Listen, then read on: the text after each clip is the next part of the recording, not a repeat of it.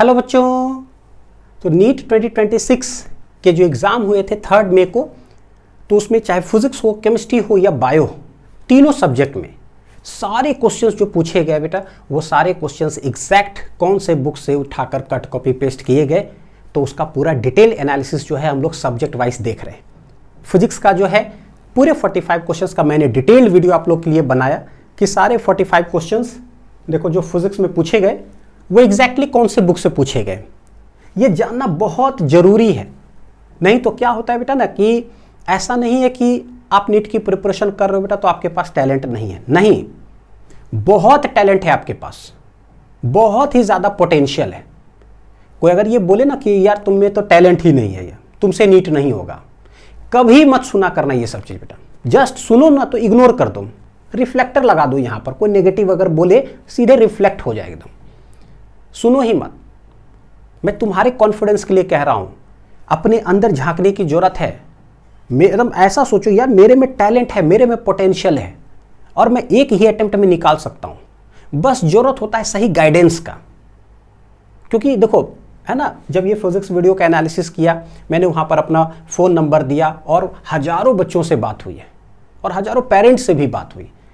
Maximum बच्चों का बेटा यही सवाल कि यानी सर मेरा 3rd ड्रॉप है, मेरा 2nd ड्रॉप है, मेरा 4th ड्रॉप, 5th ड्रॉपर बच्चे भी बेटा जो है ना वीडियो देख रहे हैं और एक ही बात कि अनिल सर हमें तो पता ही नहीं था कि यार यहाँ से सवाल आता है और हमें ये पढ़ना भी चाहिए था। हम तो 1st ड्रॉप में ये स्टडी मॉड्यूल पढ़े, 2nd ड्रॉप में ये स्टडी मॉड्यूल, देखिए इससे नहीं हुआ 3rd ड्रॉप में ये स्टडी मॉड्यूल, 4th में ये स्टडी मॉड्यूल। और मॉड्यूल्स में इतने सारे सवाल होते हैं, प्लस लेक्चर्स पढ़ाया जाता है अलग, है ना, प्लस ये डीपीपी, प्लस ये शीट, ये शीट, ये शीट, इतने सारे एक्स्ट्रा क्वेश्चन कि पर्टिकुलर एक ही सब्जेक्ट में 40,000 सवाल, फिजिक्स में 40,000, केमिस्ट्री में 40,000, इतने सारे क्वेश्चंस करा देते हैं कि पता चला वो एक बार भी नहीं बन पाता है और बैकलॉग्स इतना ज़्यादा हो जाता है। वो तो होगा ही, बैकलॉग्स पॉसिबल नहीं है। जैसे मैं टीचर हूँ, ठीक है, तो मेरे को पता है एक ही सब्जेक्ट पढ़ाना है, लेकिन स्टूडेंट पर्सपेक्टिव से देखो तो यार एक सब्जेक्ट नहीं पढ़ना है, हमें 3 सब्जेक्ट पढ़ना है। फिजिक्स है, केमिस्ट्री है, बायो है, बायो के अंदर भी जूलॉजी है, बॉटनी है, पूरा डिटेल्ड है। तो उतना हमारे पास टाइम नहीं होता है कि एक ही बुक में हम 40,000 सवाल, 1,00,000 सवाल बना रहे हैं। अब बनाने से क्या हो जाएगा? अगर हम बना भी लिए बाई चांस मान लो, तो क्या हम उसको 5 बार 6 बार रिवीजन कर पाएंगे? क्या नहीं कर पाएंगे। और अगर हम रिवीजन नहीं कर पाए तो गारंटीड है कि एग्जाम में बैठेंगे वो मुझे चीज़ें याद रहेगी नहीं याद रहेगी, कन्फ्यूजन क्रिएट होगा, हम पेपर को अच्छे से अटेम्प्ट ही नहीं कर पाएंगे, मेरा सिलेक्शन नहीं होगा। तो इसलिए बहुत ज़रूरी होता है जानना कि चाहे फिजिक्स हो, केमिस्ट्री हो या बायो का भी एनालिसिस आप लोग के लिए लाऊंगा कि सारे जो क्वेश्चंस पूछे जाते हैं नीट में ना, वो सारे के सारे क्वेश्चन बेटा एग्जैक्ट कौन से बुक से उठाकर पूछे जाते हैं। एटलीस्ट कम से कम 99%, 99.5% अब तक क्वेश्चन तो पता चले। एक क्वेश्चन चलो मान लो कि ठीक है, चलो बाहर से आ गया, बहुत एक्सट्रीम लेवल का, चलो 2 क्वेश्चन आ गया, यार कम से कम 43 क्वेश्चन तो पता चले मेरे को, है ना। फिजिक्स में 43 क्वेश्चन पता चल जाए, केमिस्ट्री में 44 क्वेश्चन पता चल जाए कि अच्छा यही जगह से आ रहा है। तो बस टू दी पॉइंट आपको वहीं पर जगह जाकर बेटा तैयारी करना है। लिमिटेड नंबर ऑफ क्वेश्चंस आपके सामने होंगे, limited number of modules, study material आपके सामने होंगे, उसी को 4 बार, 5 बार, 6 बार, 7 बार पढ़ने की जरूरत है। क्योंकि नीट का जो एग्जाम है ना, वो स्पीड और एक्यूरेसी टेस्ट करता है। वो बड़ा बारीकी लाइन बोल रहा हूं बेटा, इसको समझने की कोशिश करना। नॉलेज नहीं टेस्ट करता है, वो आपका स्पीड और एक्यूरेसी टेस्ट करता है कि जब आप नीट के एग्जाम में बैठते हो ना, कितना स्पीड आप क्वेश्चन को सॉल्व करते हो। तो बोलोगे सर बिना नॉलेज का स्पीड एक्यूरेसी कैसे आएगा? तो बहुत बारीकी इसमें है। एनटीए पहले से बोल के रखती है, मन में वो बोलते हैं कि भाई घर में इतना मेहनत कर लो कि जब एग्जाम में बैठते हो ना तो दिमाग लगाने की जरूरत नहीं है, आपका सारा क्वेश्चन सॉल्व हुआ होना चाहिए 5 से 6 बार, ताकि जो है ना क्वेश्चन जब वहां देखो तो आपको पहले से पता हो, अच्छा इस टाइप का क्वेश्चन तो मैंने ऑलरेडी किया है, वो वैल्यू सिर्फ चेंज, अच्छा ठीक है, तभी तो स्पीड से बनाएंगे। क्योंकि नया क्वेश्चन बेटा, फ्रेम्ड क्वेश्चन बहुत रेयर आता है, बहुत रेयर। अब नीट 25 में फिजिक्स में देखो ठीक है, 1 सवाल आ गया, 2 सवाल आ गया, एक्सेप्शन। अब मान लो 1 सवाल 2 सवाल आ गया तो जितने एस्पिरेंट्स बैठ रहे सभी के लिए आ गया, तो ऑल इंडिया रैंक 1 जो लाए उससे भी नहीं बना, क्योंकि बहुत टफ है तो किसी से भी नहीं बना, तो फर्क ही नहीं पड़ता है। अगर ये क्वेश्चन एक्सेप्शनल बहुत भयानक आ जाए तो किसी से नहीं बनेगा, टेंशन ही नहीं है, कट ऑफ नीचे गिर जाएगा। तो हमारा टारगेट होना चाहिए कि मैं कितना पढूं और उसी चीज़ों को कितने बार पढूं जिससे मेरा सिलेक्शन हो जाए, बस एम्स मिल जाए। अगर एम्स नहीं मिल पा रहा तो कम से कम सेलेक्ट होकर के गवर्नमेंट मेडिकल कॉलेज मिल जाए। ये कैसे होगा? ये तभी होगा बेटा जब आप टू दी पॉइंट पढ़ाई करोगे और बार बार उसको पढ़ कर जाओगे, तभी आपका स्पीड, एक्यूरेसी सब टेस्ट होगा वो। तो ये चीज़ जानना बहुत ज़रूरी है। एक और बहुत इंपॉर्टेंट चीज़ बोलता हूँ बेटा, उसके बाद जो है ना क्वेश्चंस पर आता हूँ, क्योंकि सिर्फ क्वेश्चन देखना ही नहीं, कुछ चीज़ें जो है ना जानना भी बहुत ज़रूरी है। बहुत इंपॉर्टेंट चीज़ बताने जा रहा हूँ और पर्सनली मेरे भी ज़िंदगी से ये एसोसिएटेड है। ध्यान से सुनना बेटा। जो भी बच्चे ये वीडियो देख रहे हो ना, अगर आप बेटा गांव से बिलोंग करते हो, यानी गांव में बैठकर आप तैयारी कर रहे हो, आपके पास नहीं है 40,000 का लैपटॉप या 50,000 का लैपटॉप, ठीक है, एक छोटा सा फ़ोन है, हम फ़ोन से ही देख रहे हैं, या आप छोटे शहर में हो, कसम से बता रहा हूँ बेटा, आज का ज़माना जो है ना अलग है। आप इस चीज़ की टेंशन लेना ही मत कि अगर मेरे पास 1 लाख रुपया नहीं है, 1.5 लाख 2 लाख रुपया नहीं है, यार मैं कोटा जाकर नहीं पढ़ाई कर सकता हूँ, मैं दिल्ली नहीं जा सकता हूँ, मुंबई बेंगलोर नहीं जा सकता हूँ, यार मेरा नीट कैसे निकलेगा। लग रहा है जिसके पास पैसा है वही डॉक्टर बनेगा, हम कैसे बनेंगे।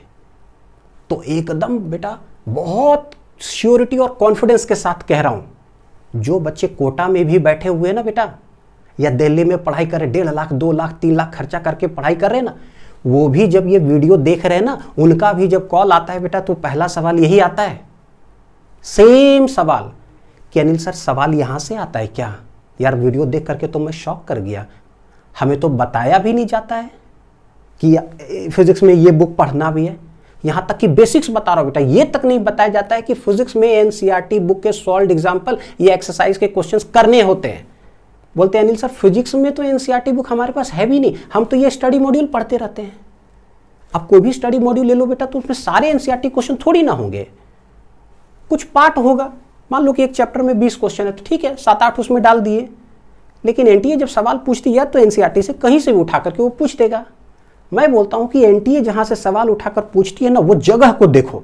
अगर उसने एनसीईआरटी से पूछा तो पूरे एनसीईआरटी के क्वेश्चन को काउंट कर लो। जैसे वीडियो के लास्ट में इसमें देखना फिजिक्स में बेटा, पूरे एकदम काउंटिंग मैंने दिखा दिया कि 618 क्वेश्चन टोटल है, सॉल्व्ड एग्जाम्पल और एक्सरसाइज क्वेश्चंस मिलाकर। अगर एनसीईआरटी से आया तो ये 618 क्वेश्चन को मैं 5 बार बनाऊंगा, इतनी बार बनाकर जाऊंगा कि जैसे ही वो आया ना, तो मैं वहां दिमाग नहीं लगाऊंगा एग्जाम में, वहां पर जाके मैं छापूंगा पूरा स्पीड से, क्योंकि तुम स्पीड और एक्यूरेसी टेस्ट करते हो, तो हम भी साल भर घर में बैठ करके स्पीड और एक्यूरेसी को पूरा मास्टरी कर लिए। तो ये है। तो आप गांव में बैठे हुए, छोटे शहर में बैठे हुए ना, तो बिल्कुल भी पछताना मत, सब उसी दुविधा में है बेटा। तो आज का ज़माना अलग है, आपके पास भी जो है ना राइट इन्फॉर्मेशन पहुंचता है। इस वीडियो को देखो आप, ठीक है, और टू दी पॉइंट सही तरीके से बेटा जितना बताता हूं ना, बस उतना तैयारी करते जाओ। और फिजिक्स में तो आप टेंशन ही मत लो, जितना मैंने बताया है, जो पढ़ा भी रहा हूं, बस उसको ही फॉलो कर लोगे, 5-6 बार बना लोगे ना, हो गया, मोर देन सफिशिएंट। जाना है नीट में, सारे क्वेश्चन बना लेना है 45 के 45। एक्सेप्शन एक क्वेश्चन आ गया, ठीक है, उसको छोड़ देंगे, 44 सही करके चले आएंगे। मैं खुल करके कहता हूं, क्योंकि हो सकता है टाइम फ्रेम के वजह से एग्जाम में सर्कलिंग में थोड़ा टाइम लग गया है ना, कुछ भी हो सकता है।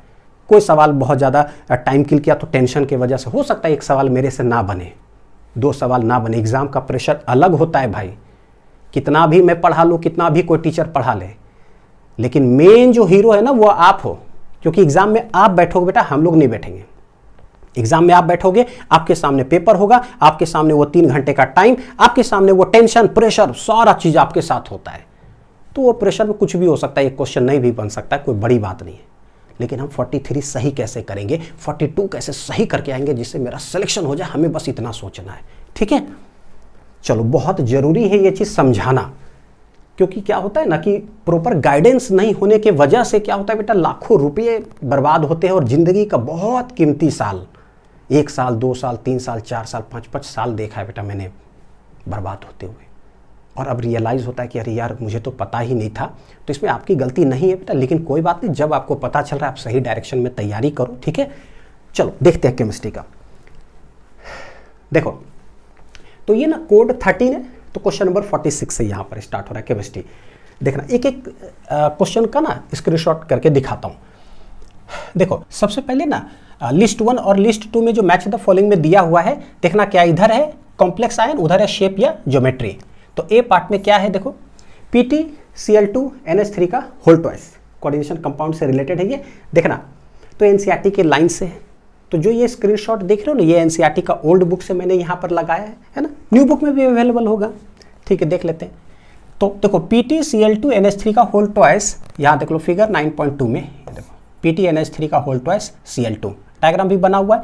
और इसका शेप कैसा होगा, लाइंस के अंदर ही बेटा देखो स्क्वायर प्लेनर कॉम्प्लेक्स दिखेगा ना, स्क्वायर प्लेनर कॉम्प्लेक्स।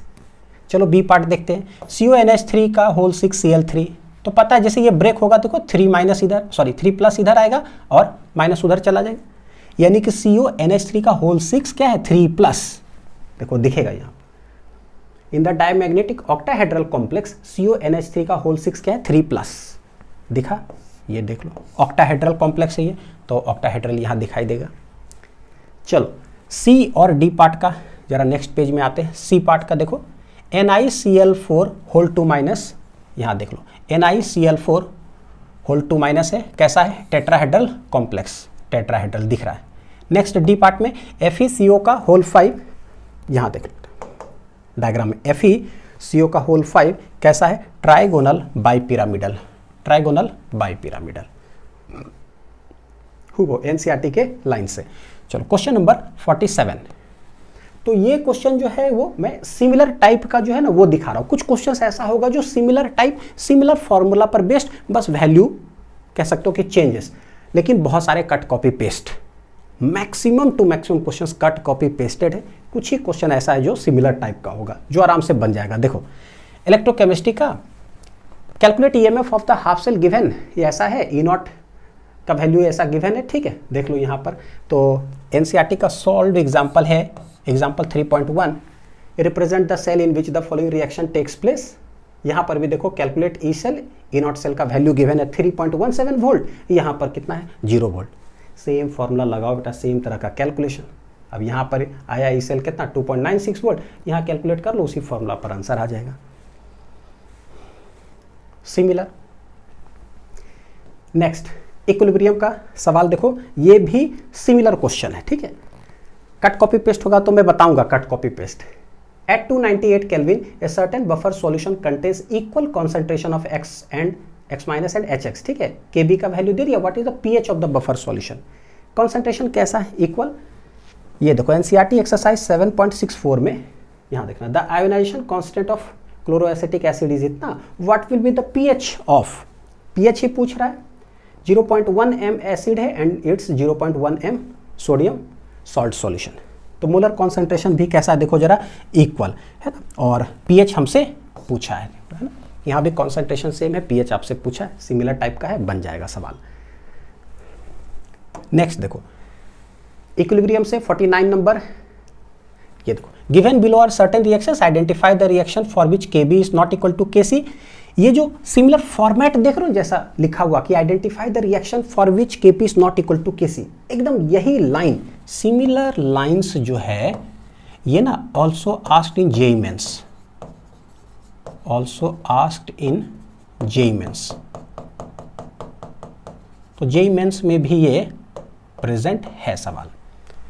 जो 4 ऑप्शन यहां देख रहे हो इसमें से 2 ऑप्शन जो है वो JEE मेंस में भी है, लेकिन मैं आप लोग को बेटा इधर ना ले जाकर करके एनसीईआरटी पे ही दिखाता हूं कि कैसे सारे चीज जो है ना एनसीईआरटी के अंदर प्रेजेंट है। एक किताब की ताकत देखो जरा केमिस्ट्री में। सबसे पहला N2 + O2 2NO, यहां देखना सॉल्व एग्जांपल 7.2 के अंदर देख लो N2 + O2, ठीक है, कितना है एरो ये 2NO। What will be the KC for the reaction, ठीक है, NCERT solve example. Next first हो गया, सेकंड आ जाओ, H2O + CO H2 + CO2, यहाँ देखो H2O + CO H2 + CO2, NCERT के exercise 7.14, calculate the equilibrium constant for the reaction. Same हूबहू equation. Third part पर आ जाओ, N2 + 3H2 2NH3, एनसीईआरटी के सॉल्व एग्जांपल प्रॉब्लम 7.1, ये देखो कैलकुलेट इक्विलिब्रियम कांस्टेंट, यहाँ देखना कि obtained following concentrations where obtained for the formation of NH3, formation of क्या है NH3 from N2 and H2, from N2 and H2, values given है, calculate equilibrium constant. Next fourth part का H2 + I2 2HI। तो ये तो पूरा NCERT का जो लाइंस जो लिखा हुआ है ना, यही एग्जांपल लेकर करके वो पूरा समझाया हुआ है कि let us right the equilibrium constant for the reaction H2 + I2 2HI। हूबहू कैसे कैसे लिखते हैं, पूरा डिटेल्ड। तो एकदम सेम, मतलब कुछ भी चेंजेस नहीं है। सोचो जो चार यहां पर सवाल डाला है, चारों का चारों हूबहू एनसीईआरटी का इक्वेशन है। कोई सॉल्व एग्जाम्पल से है, कोई एक्सरसाइज का क्वेश्चन, कोई एनसीईआरटी के लाइन से, एक ही सवाल के अंदर एनसीईआरटी के अलग अलग जगह से। 50 नंबर, ये है बेटा खानदानी सवाल। कुछ कुछ सवाल जो होते हैं, चाहे फिजिक्स ले लो, चाहे केमिस्ट्री ले लो, चाहे बायो, खानदानी सवाल मैं बोलता हूं ना, तब उसका मतलब ये हो गया कि यार इस चैप्टर से जब सवाल पूछेंगे ना तो यही क्वेश्चन पूछेंगे। दिल है कि मानता नहीं, हम यही पूछेंगे, तुम कभी भी पढ़कर आ जाओ।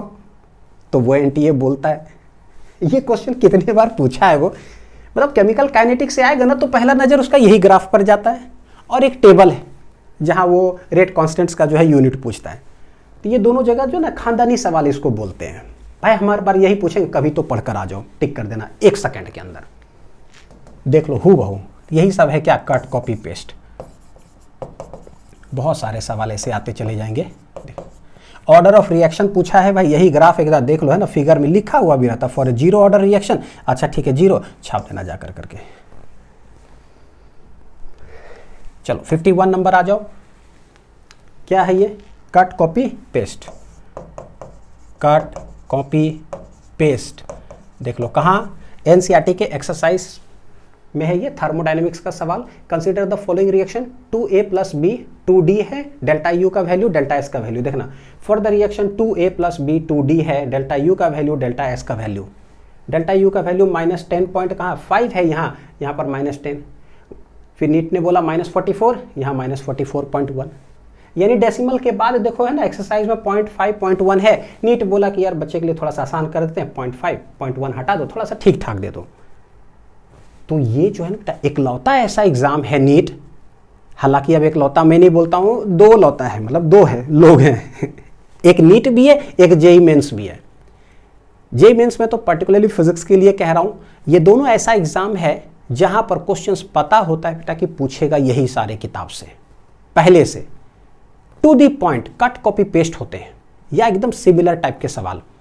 दोनों में कोई अंतर नहीं है, क्योंकि नीट हो गया चाहे जेईई मेंस, ये जो ऐसा एग्जाम है ये जेईई एडवांस्ड का एग्जाम नहीं है या यूपीएससी का एग्जाम नहीं है। वो दोनों एग्जाम जो है ना अलग उसका ये होता है।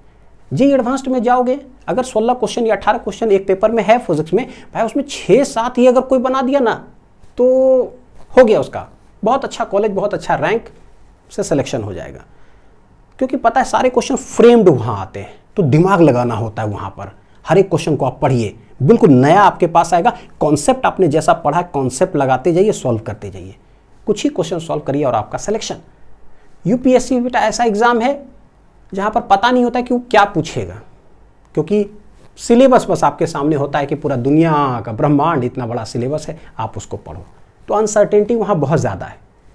यहाँ कोई अनसर्टेनिटी नहीं है, यहाँ अनसर्टेनिटी का बस एक सवाल हो सकता है, 2 सवाल हो सकता है, मैक्सिमम 3।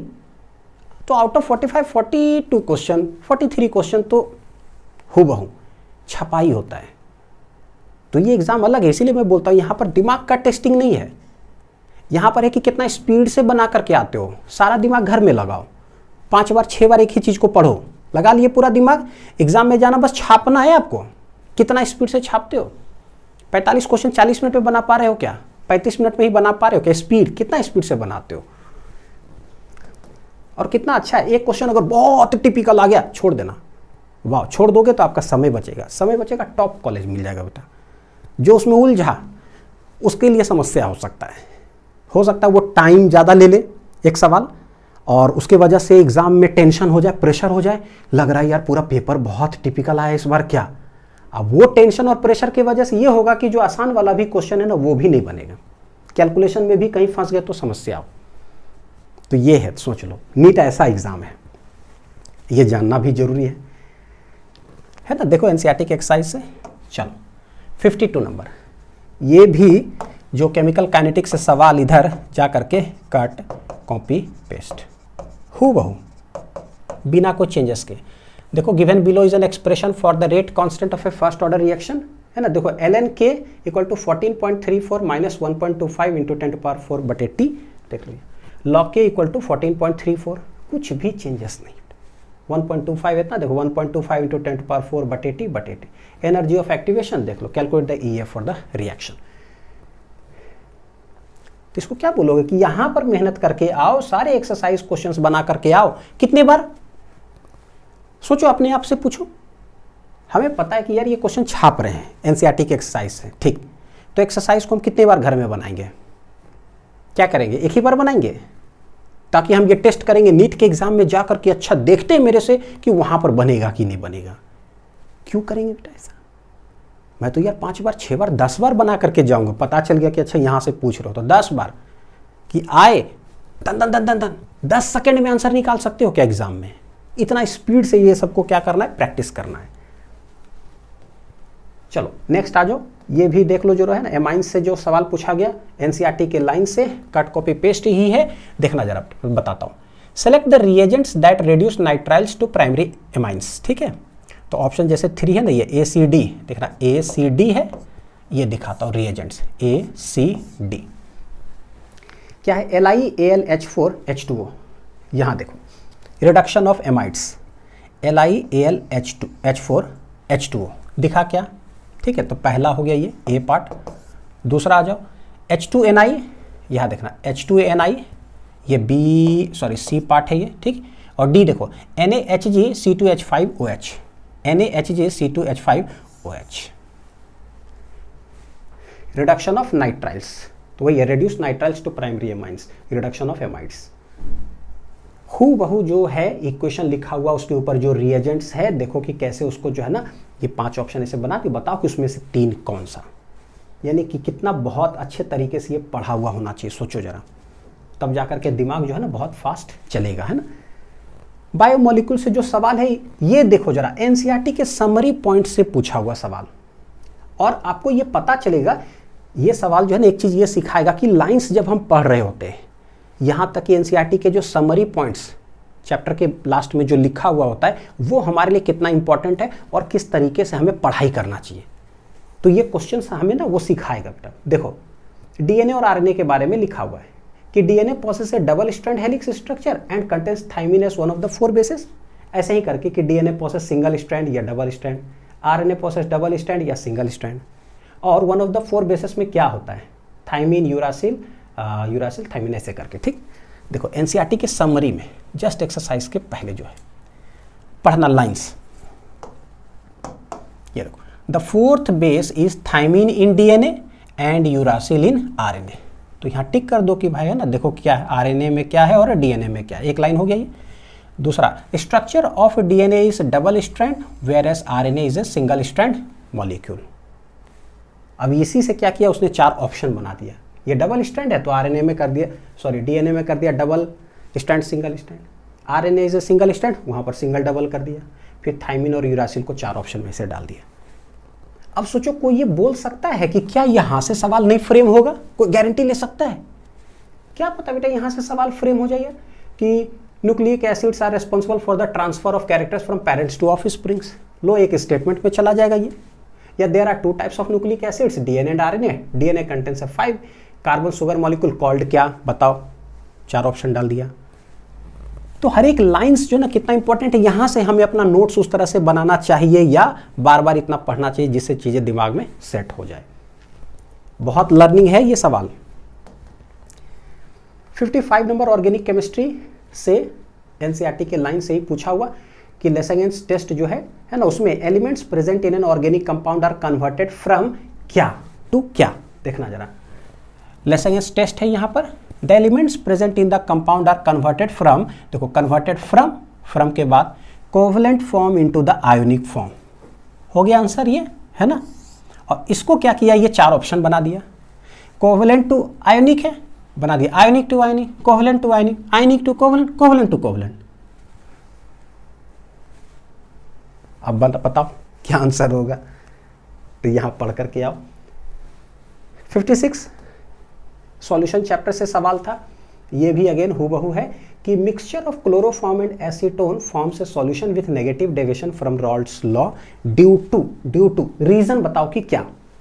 अब सेकंड नंबर आंसर है नहीं, ये यहां देख एनसीईआरटी के लाइन से similarly a mixture of chloroform and acetone, mixture of chloroform and acetone ठीक है, फॉर्म से solution with negative deviation from Raoult's law, solution with negative deviation from Raoult's law, this is because, यानी because के बाद reason क्या है, तो ये 4 ऑप्शन डाल दिया गया।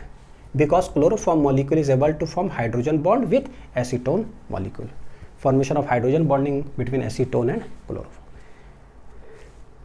यानी कि कहीं भी कोई लाइंस अगर पढ़ रहे हो, कुछ ऐसा स्टेटमेंट है, दिस इज बिकॉज, किस रीजन से है वो, भैया वो सब बहुत इंपॉर्टेंट हो गया हमारे लिए, वो 4 ऑप्शन में नजर आ जाएगा, है ना। क्वेश्चंस कैसे फ्रेम करना है अपना सेल्फ स्टडी करते वक्त।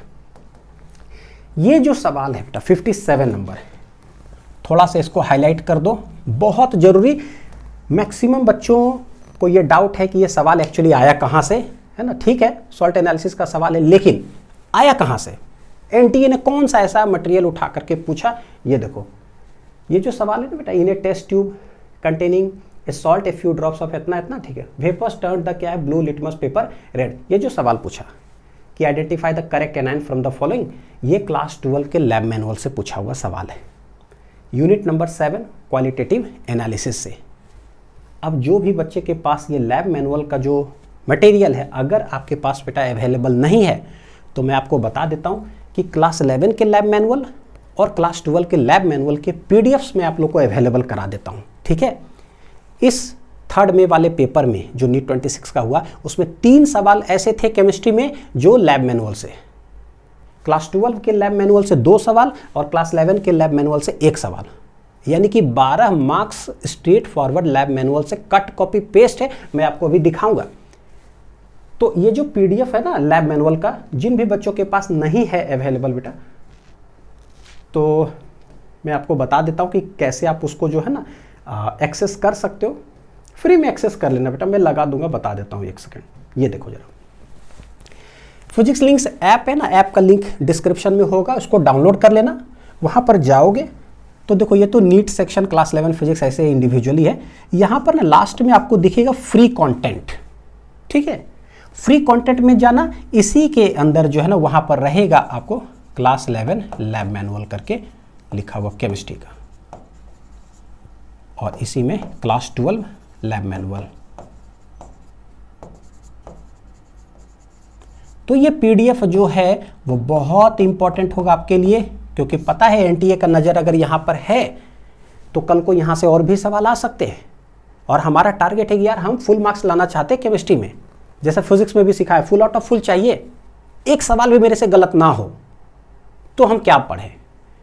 तो फिजिक्स का भी देख लेना वीडियो, पता चल जाएगा। और केमिस्ट्री में भी 3 सवाल तुम पूछे हो, कोई बात नहीं, मैं पूरा पढ़ के आऊँगा, उठा करके तो देखो एक भी सवाल।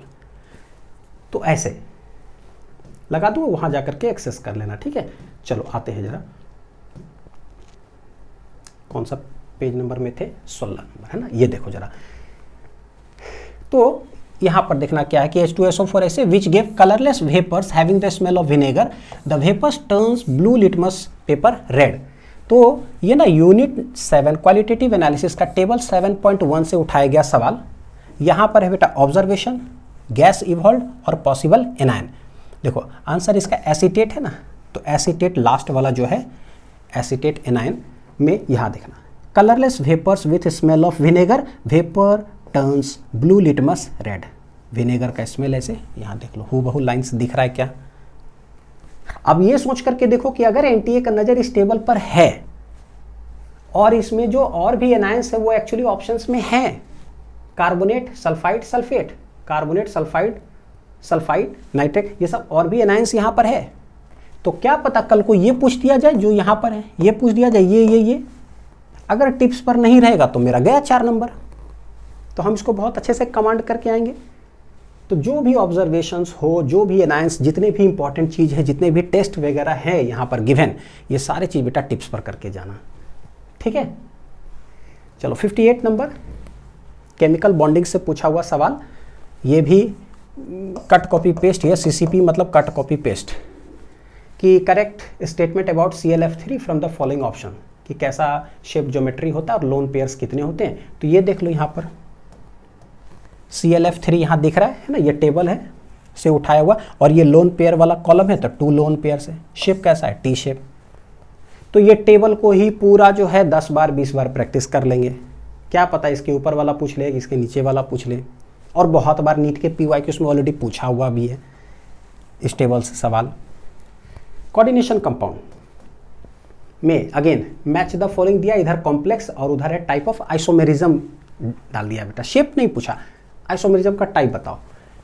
PTNH3 का होल ट्वाइस Cl2, यहाँ देख लो जरा, तो NCERT के लाइन्स में ही है ना, पहला हेडिंग क्या, ज्योमेट्रिक आइसोमेरिज्म में ये देखो PTNH3 का होल ट्वाइस Cl2, यानी वही पेज से एक सवाल था ना कि फर्स्ट क्वेश्चन जो हम लोग देख रहे थे कि उसका शेप पूछा था कैसा होता है, स्क्वायर प्लेनर कैसा। यहाँ पर क्या पूछा कि भाई कौन से हेडिंग है वो बता दो, यानी बहुत अच्छा से कहने का मतलब पढ़कर आओ, हेडिंग, एग्जाम्पल, डायग्राम में क्या लिखा हुआ है, डायग्राम भी सब कुछ। तो इसका हो जाएगा ज्योमेट्रिक आइसोमेरिज्म, ज्योमेट्रिकल होगी। नेक्स्ट सेकंड है COEN होल 3 प्लस, तो देख लो यहाँ COEN होल 3 प्लस क्या है, ऑप्टिकल आइसोमेरिज्म, तो ऑप्टिकल हो गया। 9.4.1, 9.4.2, अब आ जाते हैं तीसरा और चौथा में, देख लो जरा। थर्ड है CONH3 का होल 5NO2 Cl2, ये देखो लिंकेज आइसोमेरिज्म, यहाँ देख लो CONH3 का whole 5NO2 Cl2। Next CrH2O का होल 6 Cl3, सॉल्वेट आइसोमेरिज्म है ये, जो एग्जाम्पल लिखा हुआ है वही वो पूछेगा, CrH2O का होल 6 Cl3। ये भी देख लो, दिस फॉर्म ऑफ आइसोमेरिज्म मतलब isomerism is also known as क्या, हाइड्रेट आइसोमेरिज्म। हो सकता है भाई वहाँ नाम बदल दे, है ना, कि सॉल्वेट आइसोमेरिज्म को और क्या कहते हैं, तो पता होना चाहिए। 60 नंबर देख लो, ये भी कट कॉपी पेस्ट CCP, कि the number of chlorine atoms present in organic products X and Y of the following, X and Y में बोला कि कितने नंबर ऑफ क्लोरीन एटम्स हैं। यहाँ देखो बेंजीन प्लस 6 Cl2, NCERT के लाइन से बेटा, बेंजीन प्लस 6 Cl2। यहाँ देख लो reagent, anhydrous AlCl3 dark cold, anhydrous AlCl3 dark cold, देख लो क्या है, क्या पूछा, कितने नंबर ऑफ क्लोरीन एटम, कितने क्लोरीन है, 6, तो भैया 6 हो जाएगा पहला। अच्छा, उसके बाद benzene plus 3 Cl2, benzene plus 3 Cl2, ultraviolet light 500 kelvin, ultraviolet 500 kelvin, Y बना, ये बना। देखो कितने क्लोरीन है, 1 2 3 4 5 6, आंसर क्या हो जाएगा 6, यानी कि 6 एंड 6 छाप दीजिए। ठीक, तो सब ये CCP है, cut copy paste. P block element से 61 नंबर जो सवाल है, अगेन सारे जितने भी स्टेटमेंट दिख रहे हैं सब CCP है। Phosphorus arsenic and antimony show catenation property, ठीक है। C2H5 का होल 3 C6 इतना phosphorus arsenic form d pi bond with transition metals, ये सारे लाइंस यहाँ पर बेटा लिखे हुए देखो। एज ए रिजल्ट है ना कैटेनेशन टेंडेंसी यहाँ दिख रहा है, कैटेनेशन प्रॉपर्टी का। फिर नाइट्रोजन कैनॉट फॉर्म डी पाई पी पाई बॉन्ड, यहाँ देखो nitrogen can form d pi P pi bond, यानी ये बोल रहा है क्या, NCERT का लाइंस कि कैनॉट फॉर्म, ये यहाँ बोला कैन फॉर्म। भाई तुम गलत हो गए, अगर तुम गलत हो गए, बोला हमसे इनकरेक्ट स्टेटमेंट बताओ, तो तुम ही हो गए, हेंस तुम आंसर। क्योंकि NCERT लाइन हम पढ़कर आए, मैच ही नहीं किया तो नहीं किया, बाकी सब मैच करेगा। देखो nitrogen can form P pi multiple bonds with itself, nitrogen has unique ability to form P pi multiple bonds with itself. Next ये वाला जो है सी, देखो फॉस्फोरस आर्सेनिक, ये देखो phosphorus arsenic act as ligands, देखो arsenic can form d pi bond with क्या है, transition metals, can form d pi bond with transition metals when there compounds like इतना एंड इतना, दोनों कंपाउंड्स गिवन है, यानी कि ठीक है वो स्टेटमेंट। 62 नंबर थर्मोडायनेमिक से क्या है ये, CCP यानी cut copy paste. At a certain temperature, देखो 500 joule is absorb by the system and work of 200 joule is done by the system, change in internal energy of the system. 6.7 number exercise का question, देखो 701 joule of heat is absorbed by a system, 394 joule of work is done by the system. What is the change in internal energy? Change in internal energy. Confidence बढ़ते जा रहा होगा धीरे धीरे कि वाह यार इतने सारे सवाल कट कॉपी होते हैं, अच्छा ठीक है, अगला बार आओ पूछो सवाल। मैं तो सोचता हूँ कि यार मैं जब जेई का प्रिपरेशन करता था मेरे को कोई ऐसा बता देता, बाय चांस कोई बताने वाला था भी नहीं।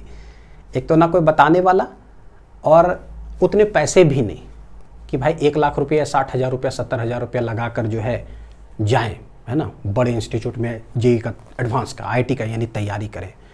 तो उतने पैसे भी नहीं थे तो पता भी नहीं चला भाई क्या है, कोई बताने वाला भी नहीं कि सवाल कहाँ से आते हैं। लेकिन आज का ज़माना अलग है बेटा, सब कुछ आपको जो है ना एकदम क्रिस्टल क्लियर सब कुछ पता चल रहा है। बस यहाँ से इनपुट्स लो और जाके झंडा गाड़ दो एग्जाम में, एकदम फुल मार्क्स ला कर दिखाओ बेटा। सिलेक्शन ना छोटा लगना चाहिए, मतलब ये अंदर ना ये चीज़ डेवलप करो, क्योंकि आपके सामने ऐसा है, मैं जब बताता हूँ कि देखो बेटा कट कॉपी पेस्ट बोलते हैं, यार इतने सारे सवाल, वो भी ये बोर्ड एग्जाम नहीं है, ये डॉक्टर बनने का एग्जाम है, उसमें कट कॉपी पेस्ट हो रहा है, तब तो तबाही मचा दो, एकदम तबाही, फुल मार्क्स लाकर दिखाओ। सिलेक्शन ये सब छोटा लगना चाहिए। कोई बोले यार सिलेक्शन होगा कि नहीं, बोला अरे यार वो हटाओ यार, मैं तो 180 मार्क्स का सोच रहा हूँ, यहाँ से आ रहा मैं तो इसको 5 बार, क्या आंसर ने 5 बार बोला, मैं 10 बार पढ़ के जाऊँगा। ऐसे सोचो बेटा, मैं फुल मार्क्स सोच रहा हूँ 180, कौन सा ऐसा सवाल आएगा जो मेरे से नहीं बनेगा, है कि नहीं? तो सिलेक्शन के बारे में टेंशन ही खत्म हो जाएगा। इसी को बोलते हैं ना बेटा, देखो 3 इडियट्स मूवी देखे हो ना, 3 इडियट्स मूवी देखे हो, देखते हो उसमें क्या बोलता है, बड़ा ज़बरदस्त लाइन है, लाइन में बहुत ताकत है, एक्सेलेंस का पीछा करो, एक्सेलेंस का पीछा करो, कामयाबी ना खुद चल कर आएगा, खुद झक मार करके आएगा बेटा, एकदम बहुत इंपॉर्टेंट लाइन है वो, एक्सेलेंस का पीछा करो, सिलेक्शन खुद चल कर मेरे पास आना चाहिए। और जब एक्सेलेंस की बात करते हैं तो उसका क्या मतलब होता है? एक्सेलेंस का मतलब ये होता है बेटा कि सवाल यार कहाँ से आते हैं, ये जगह से, ठीक है। नीट 26 का हमने पूरा एनालिसिस किया, नीट 25 का एनालिसिस किया, जब हिस्ट्री का सबसे टफेस्ट पेपर पूछा, तो सबसे टफेस्ट पेपर पूछा तो अभी फिजिक्स में मैंने करके दिखाया था बेटा, सवाल वही जगह से है, बस वही जगह से थोड़ा अच्छा वाला सवाल उठा लिया, लेकिन जगह रिमेन सेम। 24 का देखते हैं, अगेन किताब सेम, 23 का देखते हैं, अगेन किताब सेम। यार जब सेम ही होते हो तो हम जबरदस्त तरीके से उसको पढ़ कर आएंगे। ये हुआ बेटा एक्सेलेंस, महारत हासिल करना। तो एक्सेलेंस का जब पीछा करोगे ना तो सिलेक्शन आपको छोटा मोटा लगेगा, कितने मार्क्स पर क्या मिलेगा नहीं मिलेगा वो सब छोटा मोटा चीज़ है। यार मैं तो सोच रहा हूँ कि यहाँ से आ रहा मैं 15 बार बना के आ रहा हूँ, क्या एक्सेलेंस बेटा, उसका पीछा करो, ठीक है। तो बस उस लाइन में थोड़ा सा मॉडिफिकेशन कर देते हैं हम लोग कि हम एक्सेलेंस का पीछा करेंगे, सिलेक्शन खुद चल करके मेरे पास आएगा। ऐसा एटीट्यूड डेवलप करो हमेशा, जब भी हो ना अपने आप में बोलो यार हम एक्सेलेंस का पीछा करेंगे, यार सिलेक्शन खुद चल करके मेरे पास आएगा, ये बोलना शुरू करो। फिर देखो आपको पढ़ने का तरीका, आपका सोचने का तरीका, सब में आप जो है ना एकदम ट्रांसफॉर्मेशन देखोगे धीरे धीरे। कोई डराने की आपको कोशिश करेगा ना बेटा कि 40,000 50,000 हम कराएंगे, आपको डर लगेगा ही नहीं। बोलेगा 40,000 ये तुम 40 लाख करा दो, ठीक है कोई बात नहीं, हमें पता है कि हमें क्या पढ़ना है। अलग ही कॉन्फिडेंस में रहोगे और वो हेल्प करेगा आपको, आपकी ज़िंदगी का कीमती साल बचा सकता है ये एटीट्यूड। चलो देखते हैं, ये भी aldehyde ketones and carboxylic acid से क्या पूछा, देखो compound C8H8O gives A red orange precipitate with 2,4-DNP reagent. Language देखो जरा, NCERT के सॉल्ड एग्जाम्पल 12.4 में, N organic compound A with molecular formula C8H8O forms an orange red precipitate with a red orange precipitate with 2,4-DNP reagent, and आगे पढ़ते चले जाओ।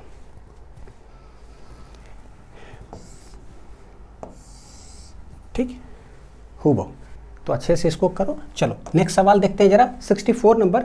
Again ये जो है ना एकदम सेम उठा करके पूछा हुआ है एनसीईआरटी के सॉल्ड एग्जाम्पल से, IUPAC नेम पूछा था, ठीक है।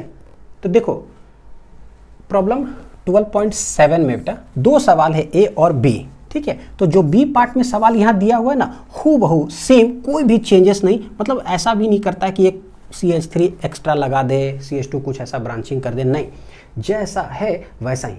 यानी एनसीईआरटी के सॉल्व एग्जाम्पल हमने सॉल्व किया और उसमें अगर आंसर है ये कि 3 इथाइल 5 मिथाइल हेप्टेन, ठीक है, बहुत अच्छा प्रैक्टिस कर लिए 15-20 बार, अच्छा तो वहाँ जाकर के बेटा छाप देना 3 इथाइल 5 मिथाइल हेप्टेन, कुछ भी चेंजेस नहीं। अब यार सोचो जरा, ऐसा कोई गारंटी लेके कह सकता है कि ए पार्ट कभी नहीं आएगा?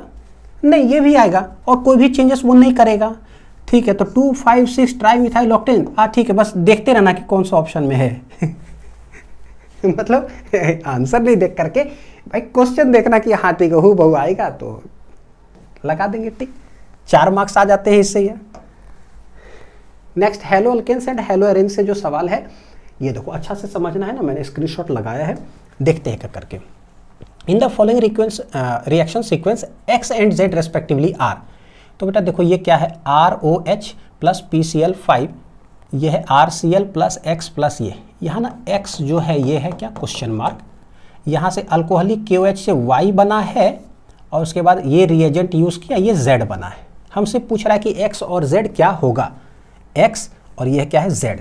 यहाँ आ जाओ तो देखो मैं दिखाता हूँ, ROH प्लस PCl5 एनसीईआरटी के लाइन से बेटा, ROH प्लस PCl5। अब ये जो दोनों देख रहे हो ना, ये रिएक्शन जो दोनों है पहले भी नीट ने पूछ लिया है, यानी कि PYQs में ऑलरेडी प्रेजेंट है दोनों, उसमें से ये वाला जो पार्ट है फिर से उठा करके 26 में आया है। यानी जितने भी एनसीईआरटी के ये जो दिखा रहा हूँ इसमें कितने सारे क्वेश्चन हैं जो नीट के PYQs में भी प्रेजेंट है। बस सर्च करो और यहाँ पर बस स्क्रीनशॉट लगाने की देरी है, तो नीट PYQs भी हमारे लिए बहुत ज़्यादा सिग्निफिकेंट है ना, ठीक है। देखो तो ROH प्लस PCl5 हो गया, यहाँ क्या बना है देखो, RCl plus X plus HCl, ये देखो RCl प्लस ये क्या है, इसको X बोल दिया, ठीक है, प्लस HCl, तो भाई X क्या होगा, POCl3, तो पता चल गया POCl3, देखो यहाँ है, ये नहीं है, ये नहीं है, ठीक। अब आते हैं Z में, तो अल्कोहलिक QH इतना है, देखो यहाँ पर कि व्हेन ए हेलो अल्केन, ये एलिमिनेशन रिएक्शन में with beta hydrogen atom is heated with alcoholic solution of potassium hydroxide, ठीक है, अल्कोहलिक पोटासियम हाइड्रोक्साइड बनता क्या है Y, ठीक है। तो यहाँ पर बेटा देखो ना, there is elimination of hydrogen atom from beta carbon and a halogen atom from the alpha carbon atom, बनता क्या है ये देखो जरा, अल्कीन बना, ये वाला रिएजेंट यूज करके जो है ये क्या बन गया, Y, अल्कीन। अब Y पर ये रिएजेंट यूज हुआ, बना Z, दिखाता हूं देखो जरा, ये वाला ये है Y, ठीक है, अल्कीन बना है ना, यहाँ देखना एंटी मार्कोनिकोव एडिशन और पेरोक्साइड इफेक्ट और खराश इफेक्ट में ये देख लो क्या है, ये अल्कीन।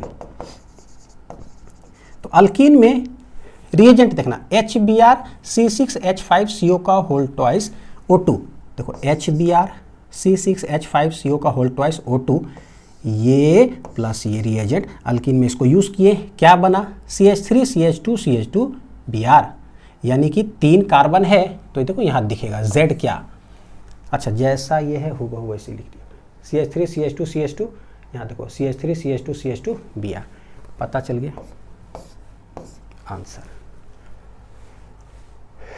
तो मेरे लिए ये हो गया Y, ये मेरे लिए क्या हो गया, Z।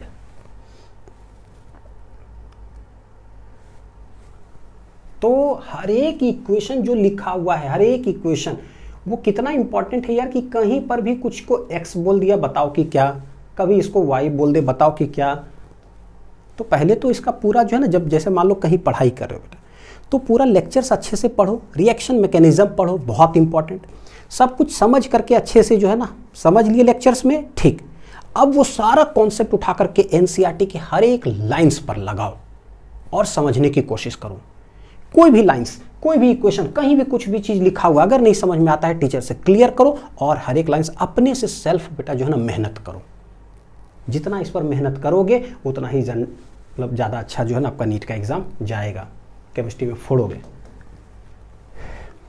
देखो ये ना सिमिलर क्वेश्चन में दिखा देता हूँ कि कहाँ पर है, some basic concept of chemistry में, क्योंकि आसान क्वेश्चन ही था कि 1 decimetre cube of carbon dioxide passed over इतना volume of gases mixture at STP becomes ये composition of the gaseous mixture, बताओ कि क्या होगा, कितना वॉल्यूम ऑफ ये, कितना वॉल्यूम ऑफ वो है, ठीक। तो ऐसा ही नीट 2003 में भी जो है पूछा हुआ है कि 30 लीटर्स ऑफ डाइहाइड्रोजन एंड इतना लीटर्स ऑफ वॉल्यूम ऐसे गिवन है ना, what will be the composition of gases mixture under the aforesaid condition. तो वही अगेन है, देखो 20 लीटर्स अमोनिया, इतना लीटर ये, यानी कितना वॉल्यूम ये, कितना वॉल्यूम ये, उसी टाइप का सवाल, सिमिलर टाइप का ये बनाओगे तो बन जाएगा। उसी पैटर्न पर सिमिलर नीट 2014 में भी है कि इतना volume of H2 is mixed with इतना इतना at STP moles of HCl formed क्या है बताओ। तो ये दोनों रिएक्ट करता है, बनता क्या है, कंपोजिशन ऑफ द मिक्सचर ऐसे करके। केमिकल बॉन्डिंग अगेन ये कट कॉपी पेस्ट ही है, देख लो NCERT के लाइन से ही फॉर्मल चार्ज पूछा हुआ था, एकदम जैसा यहाँ पर बना हुआ बेटा, ओ दिख रहा है, ऑक्सीजन ऑक्सीजन ऑक्सीजन, नंबरिंग भी बिल्कुल सेम 2 1 3, तो एकदम नीट में भी 2 1 3, ऐसा नहीं कि इधर 1 2 3 नहीं, एकदम सेम जैसे है, ठीक। करेक्ट फॉर्मल चार्जेस पहले 2 पर 1 पर 3 पर, तो यहाँ सबका सॉल्व किया मार्क्ड 1 2 3 का हो बहु यहाँ देखना है, ऑप्शन टिक करना है, ठीक। केमिकल काइनेटिक्स से अगेन हाँ ये खानदानी सवाल हो गया, ये टेबल से बहुत प्यार है NTA को, और वो ग्राफ से, units of rate constant, order of reaction इधर इधर है ना, यूनिट्स बताओ कि क्या, ठीक है। NCERT के टेबल से, टेबल सब तो और खतरनाक है, बिना कुछ चेंजेस के पूछता है, बिना कुछ चेंजेस के। Classification of elements and periodicity में अगेन ये बेटा CCP में चला गया ये, यानी कट कॉपी पेस्ट में। Correct order of increasing metallic character of sodium, beryllium, phosphorus, magnesium and silicon is, यहाँ देखो कंसीडर इतना इतना देख लो, बोला इंक्रीजिंग ऑर्डर ऑफ क्या है, metallic character, increasing metallic character, कोई silicon, beryllium, magnesium, sodium, phosphorus बताओ। सॉल्यूशन यहाँ गिवन है, उठा करके हमें क्या करना है, टिक करना है। Some basic concepts of chemistry में इसका सिमिलर क्वेश्चन दिखा देता हूँ, पता है आसान ही है कि the number of hydrogen atoms present in 5.4 gram of urea, कितना हाइड्रोजन एटम्स उसमें प्रेजेंट है। तो एक्सरसाइज में ना जैसे 1.33 में देखोगे, calculate the number of atoms वाला सवाल जो होता है, number of atoms in each of the following, 52 moles of argon, 52 U of He, 52 gram of इतना, तो वहाँ 5.4 ग्राम ऑफ क्या है, यूरिया, सिमिलर टाइप का सवाल हो गया। फिर इन 3 मोल्स ऑफ इतना कैलकुलेट, तो वही number of moles of carbon atom बताओ इसमें, number of moles of hydrogen atom, और ऐसा ही है, और भी क्वेश्चन 1 2 है, तो इस टाइप को पता है, सिमिलर ये बनाएंगे तो वो भी बन जाएगा, क्योंकि सेम फॉर्मूला सेम कॉन्सेप्ट लग रहा है ना, वैल्यू सिर्फ क्या थोड़ा सा चेंज्ड है। इक्विलिब्रियम का जो सवाल है ये सिमिलर टाइप का क्वेश्चन दिखा रहा हूँ, ठीक है, सिमिलर, कि देखो यहाँ पर calculate pH when the following equilibrium exist at 298 kelvin, एक रिएक्शन ऐसा दे दिया, pH हमसे पूछा है, तो 7.57 NCERT एक्सरसाइज इक्विलिब्रियम चैप्टर का, और 7.58 इतना gram of is dissolve in water to give इतना millilitre of solution at 298 kelvin. Calculate the concentration of potassium, hydrogen and hydroxyl ions, देख लो जरा है ना, OH माइनस आयन यहाँ पर है ही, और उसके what is it's pH, calculate pH। Similarly इसमें सॉल्युबिलिटी ऑफ इतना एट 298 इज इतना gram of solution, calculate the क्या है, कॉन्सेंट्रेशन निकालो पहले, स्ट्रोंसियम, हाइड्रोक्सिल आयंस एंड उसके बाद क्या है, pH ऑफ द सॉल्यूशन। तो ये दोनों हम बनाएंगे, ये बन जाएगा। Next alcohol, phenol and ethers में जो सवाल है, तो इसमें ना मैं A पार्ट और D पार्ट का आपको दिखाता हूँ, 2 पार्ट का, ठीक है। पता है कि हाँ बाकी भी जो है ना उस पर सर्च करने पर हर इक्वेशन मिल ही जाएगा, 2 स्ट्रेट फॉरवर्ड जो जहाँ अवेलेबल था मैं दिखा देता हूँ आप लोग को। पहला देखो कि बेंजीन है, उस पर CH3 CH से बनाना क्या है, फिनॉल, देख लो यहाँ पर, देखो बेंजीन CH3 CH यानी क्यूमीन है ये, और वहाँ से हमें बनाना है फिनॉल। तो इधर बता रहे कि रिएजेंट कौन सा यूज़ करना है, तो भाई यहाँ से यहाँ बना कैसे, तो बोले एक तो O2 है, H + H2O, ढूंढो, देखो देखो देखिए O2 H + H2O दिखा, तो बस ये टिक लगा दिए इधर, है ना। नेक्स्ट ये वाला देखना क्या है कि बेंजीन से फिनॉल कैसे बनेगा, ठीक, कौन सा रिएजेंट उसमें यूज़ होगा। देखो बेंजीन है और ये क्या है मेरा फिनॉल, कौन सा रिएजेंट यूज़ हो रहा है, तो ओलियम, और ये है NaOH H+, देख लो रिएजेंट ढूंढ लो, तो पहला में दिख रहा है ओलियम NaOH H+, ठीक है, तो ये चला गया इधर। 72 नंबर। 73 में आ जाओ, ये भी जो है एकदम सेम ही है बेटा, same a bulb is rated at 150 watt converting 8% energy, energy of photon दे दिया, how many photons are emitted by the bulb, इतना देखो 25 वाट दे दिया इतना। एमिट्स मोनोक्रोमेटिक लाइट, वेवलेंथ दे दिया है, वेवलेंथ पता है, हाँ ठीक है, एनर्जी निकाल सकते हैं, how many photons, calculate the rate of emission of quanta per second, यानी rate of emission of photons per second, how many photons are emitted per second. और सिमिलर टाइप का एक और है, उसी से मिलता जुलता कि मतलब सेम फॉर्मूला यूज हो रहा है, what is the number of photons with a wavelength इतना, that process 1 joule of energy. Exercise का सवाल ये ऑर्गेनिक केमिस्ट्री का 74 नंबर, ये देख लो कहाँ अवेलेबल है, ठीक। Pair of molecules that are metamers among the following, बताना है कि क्या, 1 इसका आंसर है ना, तो डायरेक्ट दिखाता हूँ कि कहाँ पर है। मेटामेरिज्म जो है ना पैराग्राफ, उसमें बोल दिया कि रिप्रेजेंट, फॉर एग्जाम्पल क्या गिवन है, CH3O C3H7, याद रखना CH3O C3H7 पहला दिखा, दूसरा है C2H5O C2H5, यहाँ देखा C2H5O C2H5, ये यानी जो एग्जाम्पल यहाँ गिवन है वही एग्जाम्पल यहाँ पर लगा करके हमसे सवाल पूछा गया। 75 नंबर, सब देखो, the molality of 2.5 gram of ethanoic acid in 75 gram of benzene solution is इतना, है ना, करेक्ट स्टेटमेंट हमसे पूछा है। तो देखो, calculate the molality of each of the following solution, जैसे कि इतना ग्राम ऑफ इतना, 30 ग्राम ऑफ इतना इन 4.3 litre of solution, 30 millilitre of इतना डाइल्यूटेड इन 500 ml, इस तरह से। सेकंड वाला देख लो जरा, बी पार्ट, ये तो हूबहू है क्या, कि molarity of a solution containing 5 gram of NaOH in 450 ml of solution, यहाँ देखना बेटा, calculate the molarity of a solution containing 5 gram of NaOH, 5 gram of NaOH in 450 ml of solution,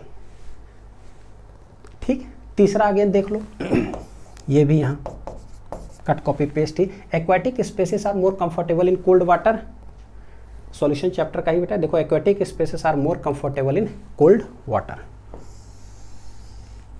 rather then in warm water, ठीक। और D और ई दिखाता हूँ, D देखो यहाँ एनसीईआरटी के लाइन से है, और ये वाला जो है यहाँ एनसीईआरटी के लाइन से।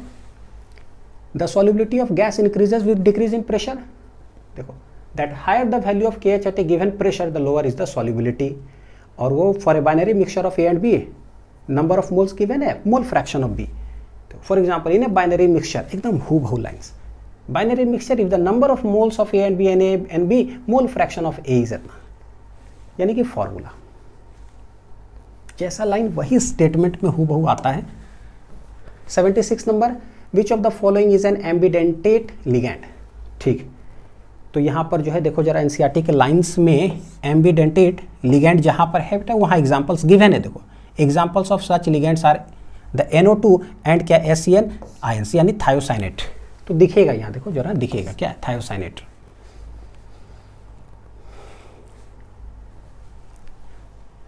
डायरेक्ट आता इतने सारे सवाल यार, इतने सारे सवाल। 77 नंबर देखो जरा, थैलिन डाइटेस्ट वाला जो सवाल था ना, functional group that can be identified through phthalein dye test, ये क्लास 12 का अगेन लैब मैनुअल से है, unit number 8, test for functional groups in organic compound, PDF वहाँ पर बेटा फिजिक्स लिंक्स ऐप पर अपलोडेड, वहाँ जाकर के आप देख लेना, ठीक। ये देखो जरा थैलिन डाइटेस्ट यहाँ है, इसके अंदर जो पैराग्राफ पढ़ो जरा अपने आप, देखो चीज़ें समझ में आएगा। फिनॉल्स कंडेंस विथ, देखो है ना, condense with phthalic anhydride in the presence of, ये phenol condenses to give phenolphthalein which gives a dark pink colour with इतना, this is called phthalein dye test. Phenol भैया, फिनोलिक टिक लगा दो तो पता चल रहा है कि अच्छा कहाँ पर है ये प्रेजेंट। 77 नंबर। 78 आ जाओ।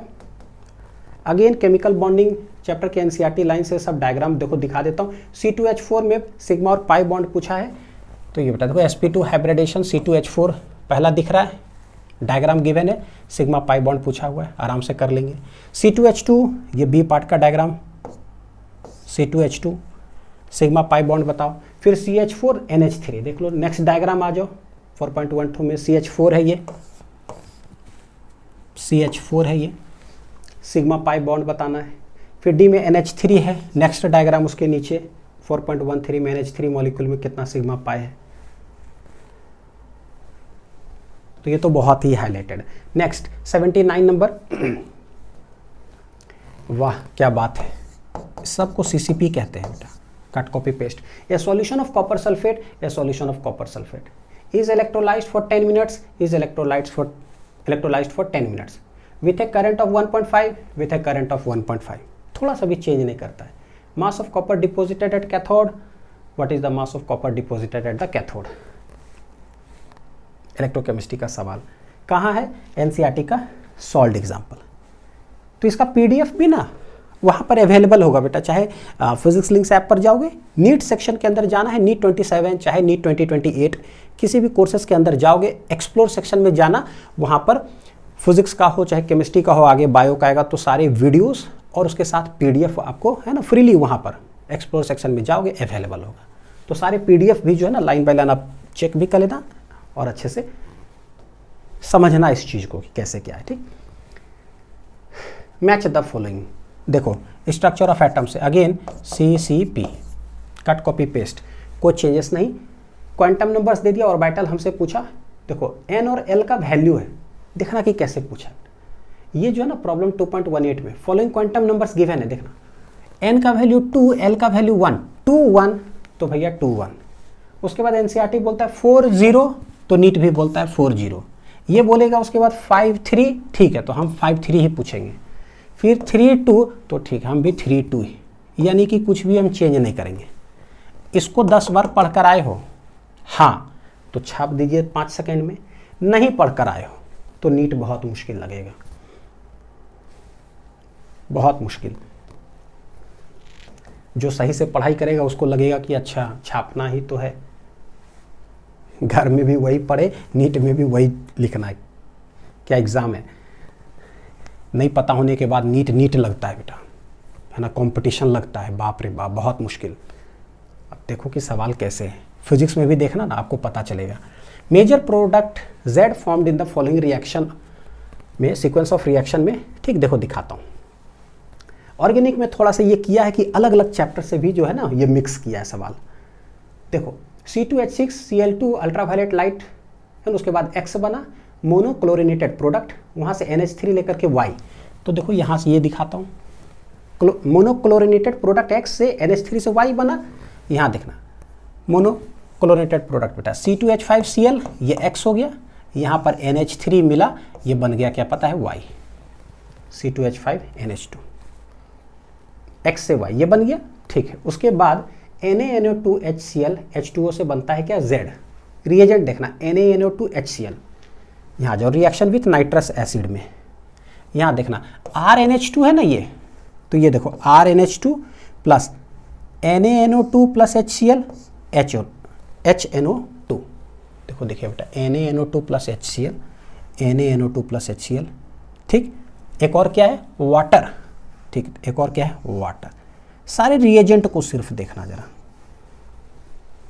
ये यहाँ आ जाओ RNH2 RNH2, यहाँ से ये रिएजेंट यूज करेंगे, बनेगा क्या, बनेगा क्या Z क्या है मेरा, क्या है ये, दिस इज ROH, देखना जरा ये दोनों रिएजेंट यूज होकर के बना क्या ROH, इसी को क्या बोल दिया ये Z।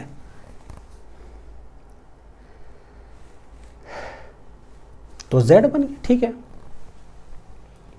है कि नहीं, हूबहू सेम, ये भी सब वही है, सब वही है।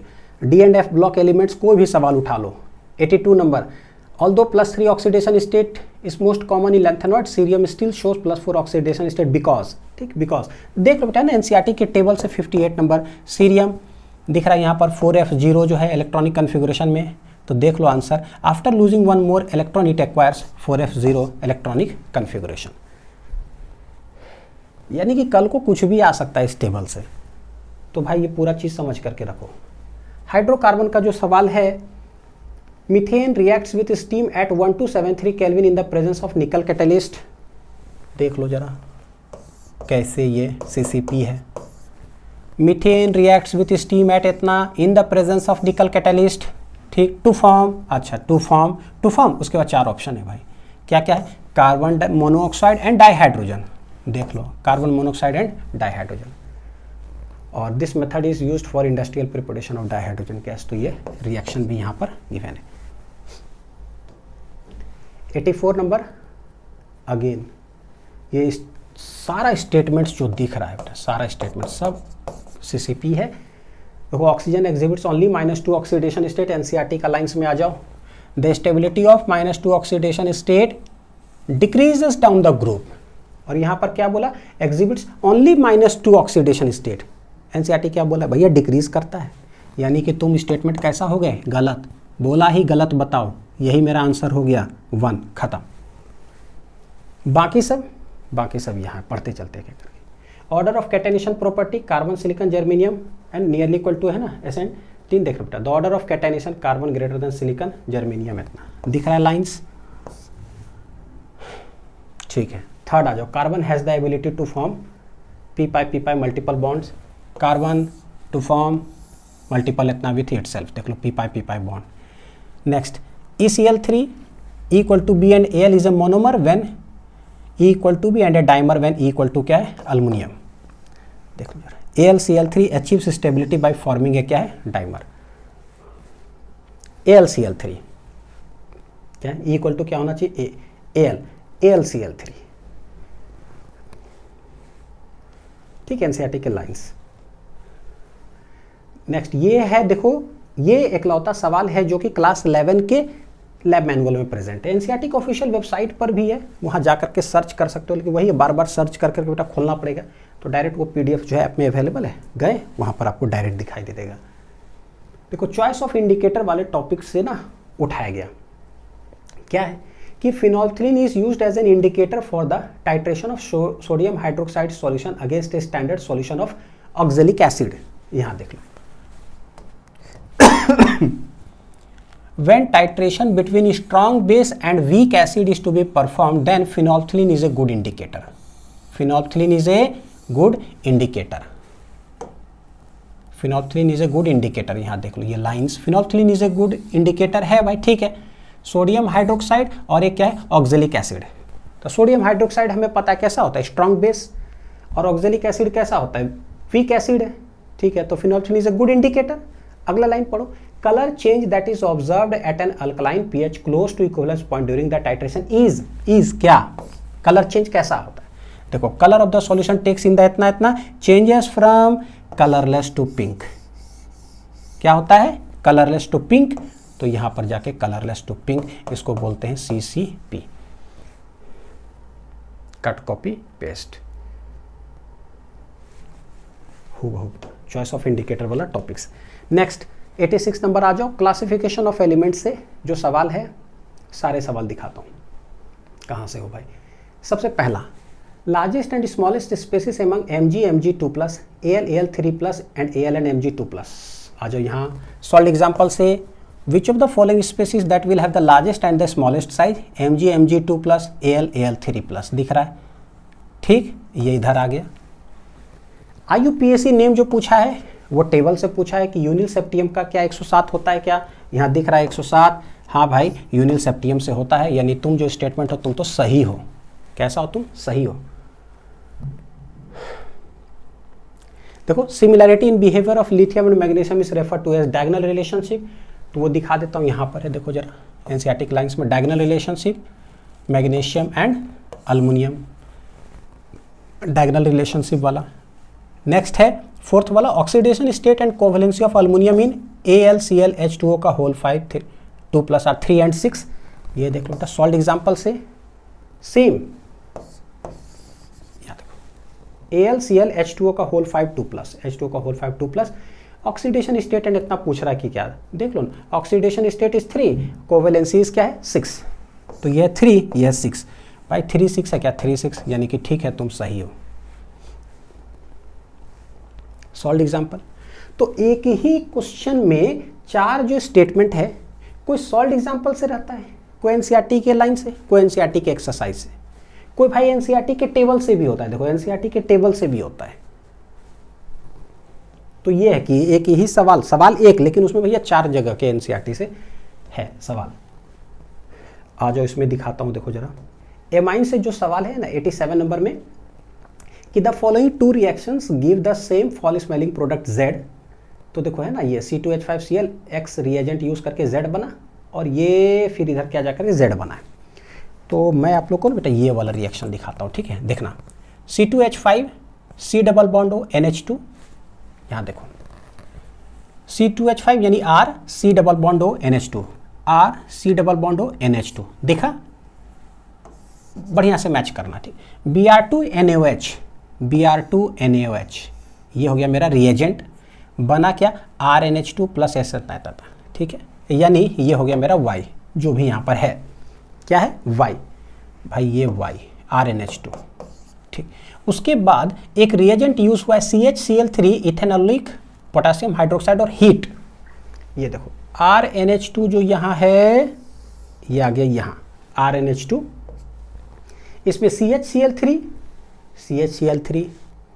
इथेनॉलिक पोटेशियम हाइड्रोक्साइड, देख लो जरा KOH पोटेशियम हाइड्रोक्साइड हीट किए, तो ये और ये हीट किए, क्या बन गया RNC, क्या बन गया RNC, बेटा स्टेट आ जाओ, Z इक्वल टू देखो RN क्या है C।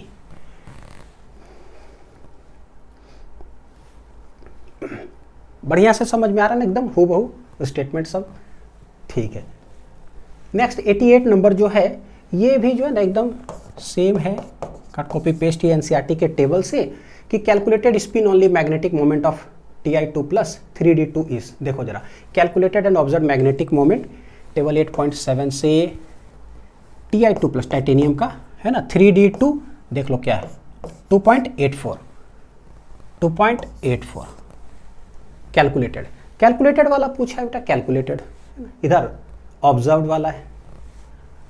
अब यार क्या पता कल को ये पूछ दे, कल को ये पूछ दे, कुछ भी आ सकता है। यहीं से टेबल में भी बनाया जा सकता है कि Ti2 प्लस का है ना, स्कैंडियम 3 प्लस का, वेनेडियम 2 प्लस का, भाई कुछ भी बताओ। देखो मैच द फॉलोइंग टेबल में ऐसे बोले, भाई उसी तरह से उठा करके भी पूछा हुआ एक नया सवाल। D&F ब्लॉक एलिमेंट्स से ही ट्रांजिशन मेटल इधर दे दिया और कैटालाइटिक रोल पूछ रहा है। देखना एक एक करके देखते हैं बेटा, एक ही पैराग्राफ से उठाया हुआ सवाल सब, देखो कि हर एक लाइन्स कितना इंपॉर्टेंट होता है। V2O5 कहाँ है भाई, V2O5 आ जाओ। V2O5 catalyzes the oxidation of SO2 in the manufacture of sulfuric acid। देख लो कहीं दिख रहा है मैन्युफैक्चर ऑफ सल्फर, दो preparation of sulphuric acid from SO2, दिख गया। आंसर है देखो A का 3, तो A का हो गया 3। देखो oxidation of SO2 in the manufacture of from SO2, इतना था, ठीक है। उसके बाद क्या है आयरन, सेकेंड, तो iron catalyst are used in the Haber process for the production of ammonia, देख लो जरा, प्रिपरेशन ऑफ अमोनिया दिख गया। उसके बाद PDCl2 कहाँ है, नेक्स्ट पैराग्राफ पढ़ते जाओ। ये देखो कैटालाइज्ड बाय PDCl2, तो यहाँ दिख रहा है ethyne to ethanol is catalysed by इतना, इथाइन टू इथेनॉल, देखो इथाइन टू इथेनॉल यानी कि ये इधर चला गया। नेक्स्ट निकल कॉम्प्लेक्स, भैया निकल कॉम्प्लेक्स क्या है, ठीक उसके नीचे लाइंस पढ़ते जाइए, उसके अगला ही statement, nickel complexes are useful in the polymerisation of alkynes. क्या बोलोगे इसको, जो इच्छा है बेटा बोल लो, लेकिन ये है भाई, ये है।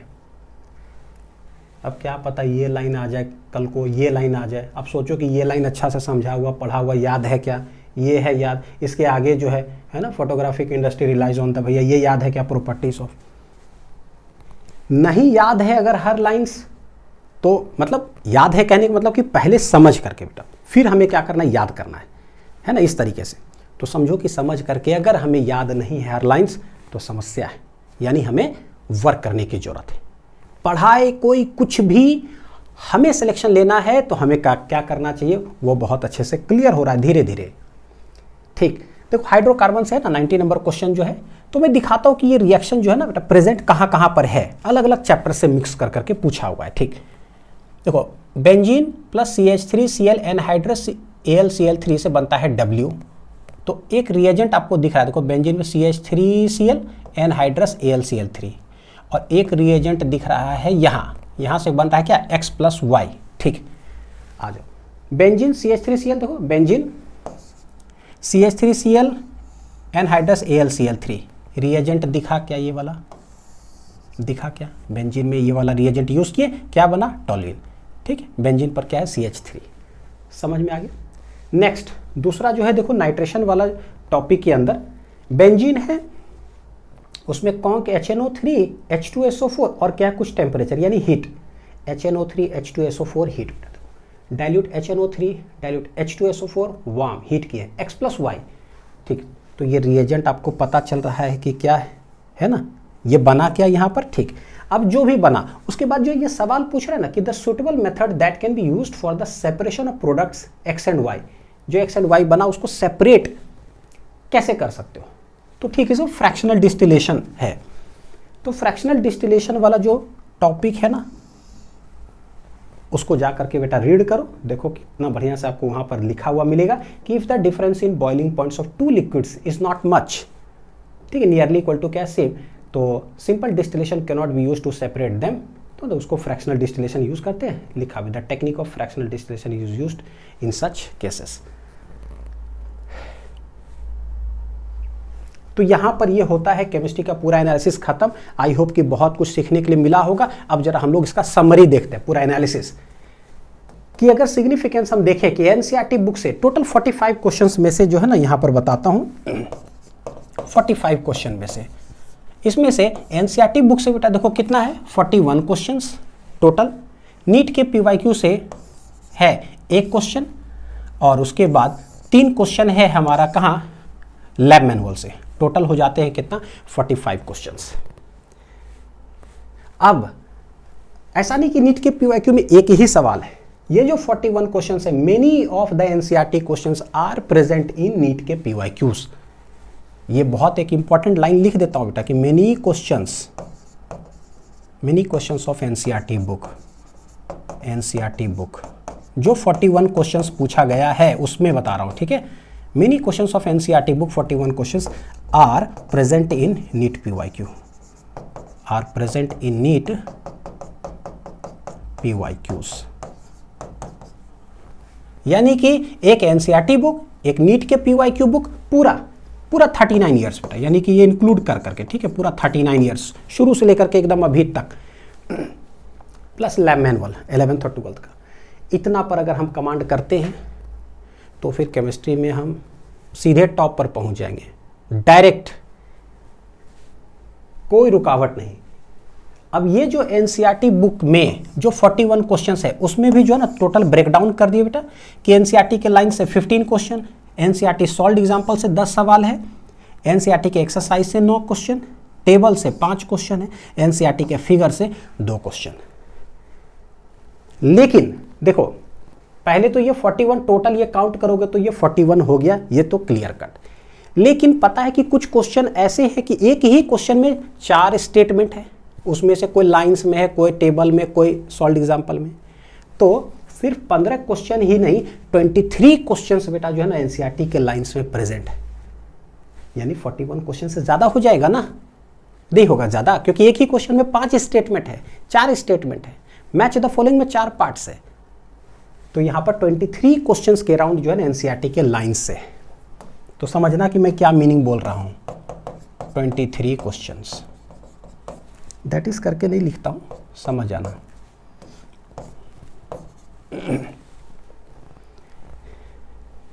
नहीं तो क्या 23 यहां पर लिख दूंगा ना तो डायरेक्ट क्या करते हैं कोई बच्चे जो है ना बीच में वीडियो नहीं देखे, डायरेक्ट यहीं पर आएंगे, काउंट करेंगे इसी को, अरे यार ये तो 41 है ही नहीं, काउंटिंग इसको नहीं आता है डायरेक्ट।